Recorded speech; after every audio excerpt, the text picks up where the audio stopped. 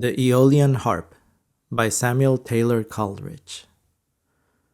My pensive Sarah, thy soft cheek reclined thus on mine arm, most soothing sweet it is to sit beside our cot overgrown with white-flowered jasmine and the broad-leaved myrtle, meet emblems they of innocence and love. And watch the clouds that late were rich with light slow saddening round, and mark the star of eve serenely brilliant, such would wisdom be, shine opposite. How exquisite the scents snatched from yon bean field, and the world so hushed. The stilly murmur of the distant sea tells us of silence. And that simplest lute plays lengthways in the clasping casement, hark! How by the desultory breeze caressed, like some coy maid half yielding to her lover, it pours such sweet upbraiding as must needs tempt to repeat the wrong.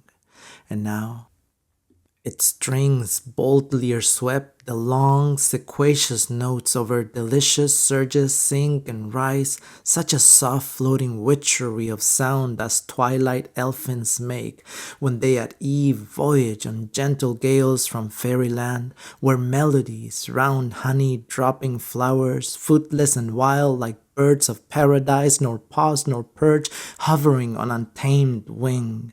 Oh, the one life within us and abroad, which meets all motion and becomes its soul, a light in sound, a sound-like power in light, rhythm in all thought, and joyance everywhere. Methinks it should have been impossible not to love all things in a world so filled, where the breeze warbles and the mute still air is music slumbering on her instrument. And thus, my love, as on the midway slope of yonder hill I stretch my limbs at noon, whilst through my half-closed eyelids I behold the sunbeams dance like diamonds on the main, and tranquil muse upon tranquillity.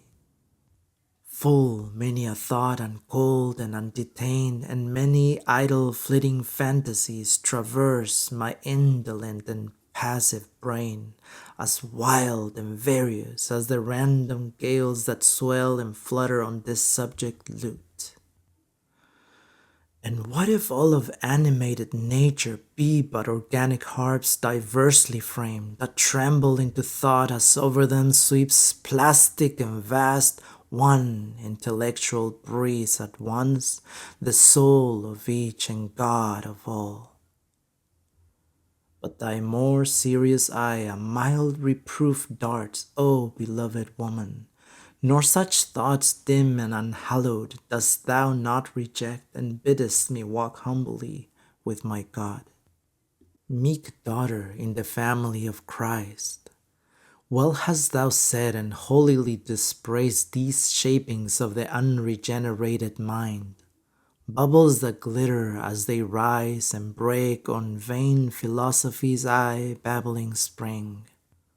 For never guiltless may I speak of him, the incomprehensible, save when with awe I praise him, and with faith that inly feels, who with his saving mercies healed me, a sinful and most miserable man, wildered and dark, and gave me to possess peace, and this cot, and thee, heart-honored maid.